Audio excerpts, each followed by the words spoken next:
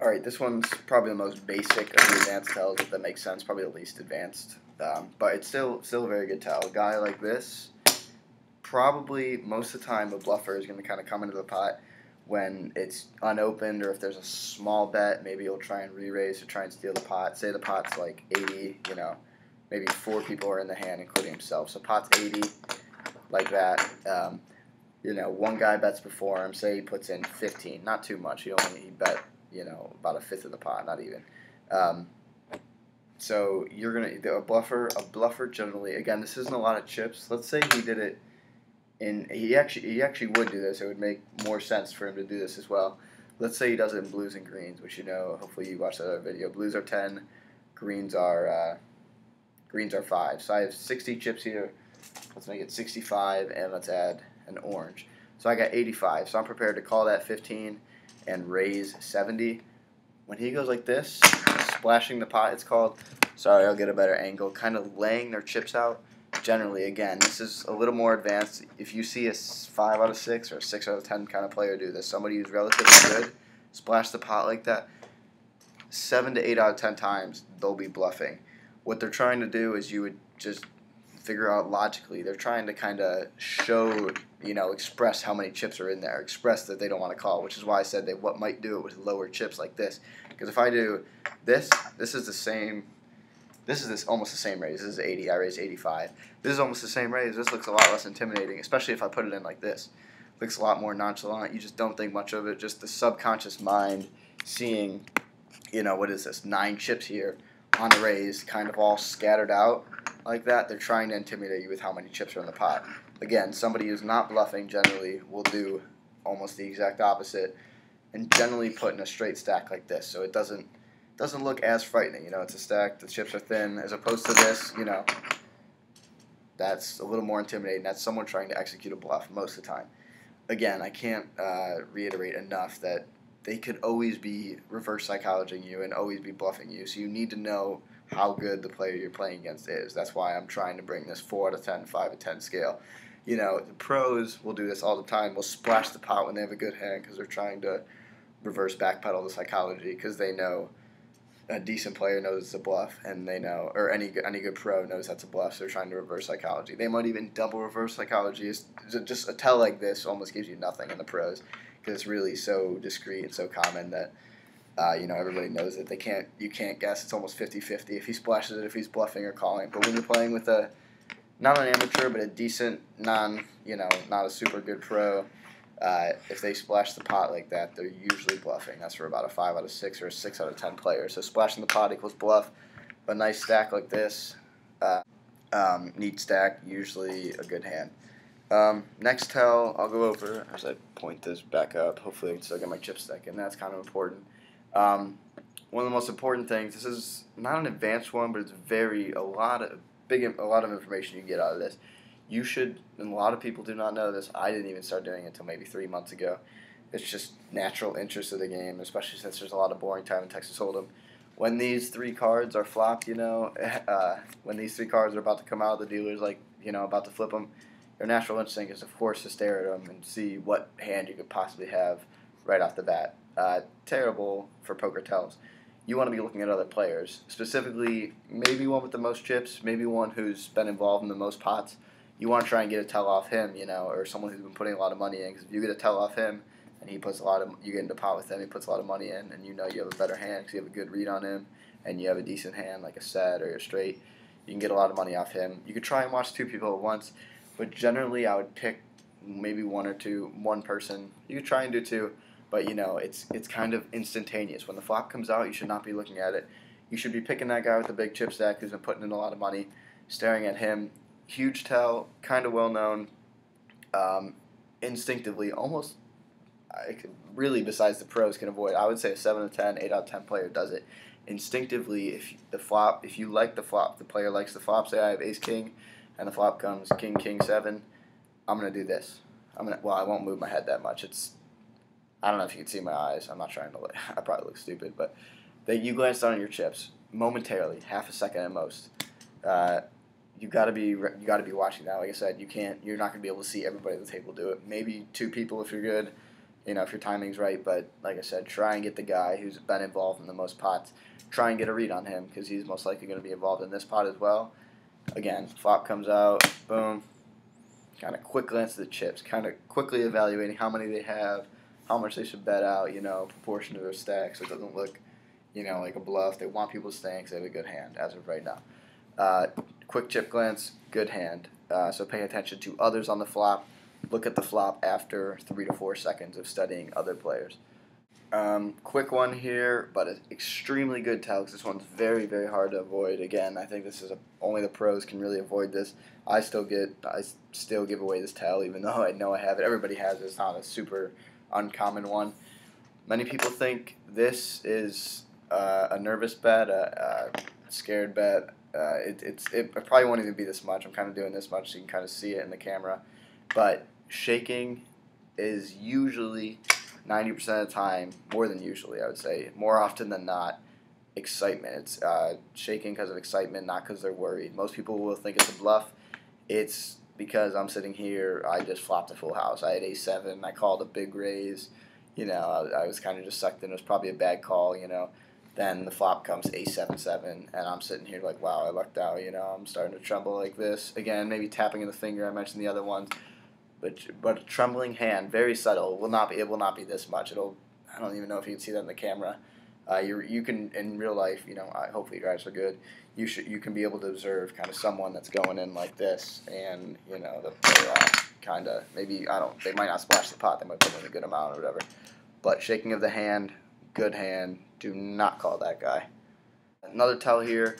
When people are bluffing, they try to make themselves more intimidating. Again, this kind of goes along with strong is weak, weak is strong, but this turns into body posture. When I have a big hand, I'm going to be doing something like this. I don't usually try and act disinterested ever because, again, that's a big tell. I still like to pay attention to the table, but I don't do this personally. I meant the thing I don't do is act disinterested. A lot of people who have a good hand will slightly disinterested, a decent player, 5 out of 10, 6 out of 10 player, someone who's played for a couple of years, knows the odds of hold'em. They'll kind of cross their arms is usually a good hand. Hands flat, kind of very relaxed. They try not to intimidate you. Someone who's bluffing, first of all, notice the splash of the pot. Hopefully you guys, well, you couldn't even see it. Hopefully you guys picked up on that. They're going to go like this. They're going to kind of, I can't even get a good angle. Let's move my chips up just or go out of the way, just kind of rest them. They're going to kind of be like this. They're going to kind of lean into you. They're going to kind of act like they want confrontation, act like they're okay talking to you, act like, because people who are bluffing, their general depiction of them, and an accurate depiction of them, is they're usually nervous, they're worried. They're going to lean into you. They're going to try and take up more space. They're going to try and act like they're kind of dominating the poker table, kind of act like they're not scared of you. So leaning in, like elbows on the table, leaning forward, very strong sign of a bluff, so look out for that. Kind of laid back, trying to act innocent, trying to make you not notice them, act like they're not a threat. Kind of laying back in the table, or if they're not bluffing, when they're bluffing, they'll be real straight up. If it's not laying down, they'll kind of maybe reposition themselves, make sure they're not slouching. So you look a little more intimidating to opposing players. You're kind of ready to, I don't want to say fight them, but you're a little more intimidating. Your presence is felt at the table.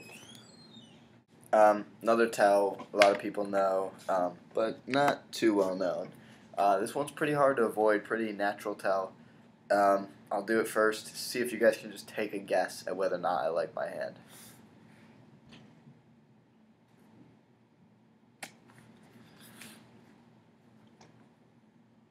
Guess. 3 seconds. I'll sit here awkwardly silent. Just take a guess to yourself. Alright, hopefully you got it right. Longer stare at cards equals good hand. This is what you generally do. If I sit here with ace-king, it's because when you get a good hand at a poker table, which is uncommon, you want to make sure you play it right. You want to make sure you do the right thing. So you're going to analyze your hand completely. I'm going to slowly process ace-king offsuit. 2 highest cards in the deck. I'm looking for pairs. I'm looking for 10 queen jack. I'm looking for a straight. You're going to look at it. When you get hands more often than not, I don't know what the exact odds are, but let's just say it's maybe let's say if we were only including premium hands and a couple others, maybe suited connectors, decent suited connectors, 6, 7, 8, 9 suited, all that.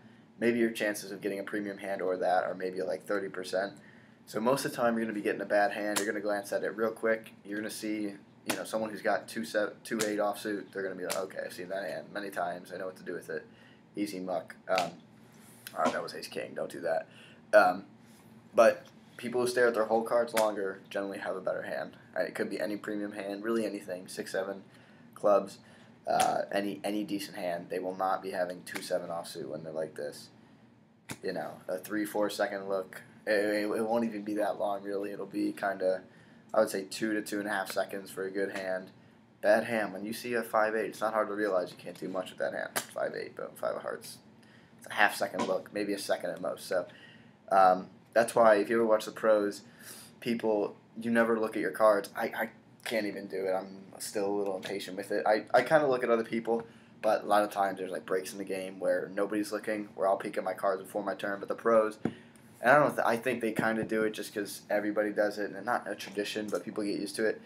But they wait to pick up their cards, which is good. You should be studying other players exactly for the reason I just said. You should see how the way they look at their cards, not only the length of the time, but their face might contort. They might a little smirk like that. That's usually not too great of a hand. 5-8 again, whatever, something like that. They're not going to be that obvious, but you want to be looking at other players, and they'll wait till it's their turn to act to finally peek at their cards. But if you can, like I try and do, when not everybody is always paying attention at the poker table when you're playing at my kind of level, like 5 out of 6, 6 out of 10, with friends, for $2 a piece, for like an overall winnings of $15 or whatever. A lot of times there's dead times, this guy's not ready to act, or we're waiting on him. That's when I'll peek at my cards, so hopefully no one can get a tell on me. Again, it depends on how serious of a guy you're playing. If you're playing in like a big tournament like I was, I made sure to do that because I know there's got to be a few other players that know what they're doing with their hands and know they're going to be looking at me when I'm looking at my cards. So you generally want to try and take a peek when you don't see anyone's paying attention, and you want to be looking at others when they look at their cards for the tell. Again, longer than a second and a half, 2 seconds, usually good hand. Quick glance, bad hand. Here's a not well-known tell, but a very common tell that I've seen online, and that's very accurate. It's really hard to do this one. I've maybe used this one, 2 or 3 times, and one time it was not right, but it's still definitely a good tell. All the pros agree with it.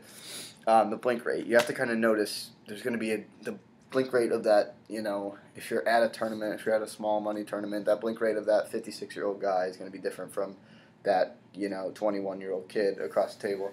So if you really want to analyze and be sure about this read, you're going to have to kind of get a slight idea of how fast someone blinks, about, once every second or, once every 2.5 seconds, if you want to use this tell effectively. Because the guy who blinks every 1 in 5 seconds is the easiest guy to get this read off. Someone who's really, they just don't have the blink. Blinking is like one of the most subconscious actions you ever do. No one ever sits there. It's second to breathing, really, and actually takes the mental effort to blink. And when someone's bluffing, their blinking rate will increase. So the guy who's sitting here blinking once every 5 seconds will kind of start going like this. He'll, his mind's starting to kind of be jumbled, worried about somebody calling him and do this. They start blinking faster. It's just a natural reaction, kind of like that. And something that goes with that, called hooding is a term, is that it's like an elongated blink, as I mentioned before. I mentioned both these in either, the hand odds or the pot odds video, or even the chip shuffle. I don't even know. Hooding is just like kind of going to sleep for like a quarter of a second. I would go like this. Hopefully, I don't know how drastic that is. It's hard to fake hooding when you're actually bluffing and putting the chips. You'll kind of subconsciously do it. Another one of those tells you can't control. So an elongated blink like that, or an increased blinking rate, usually a bluff. So look for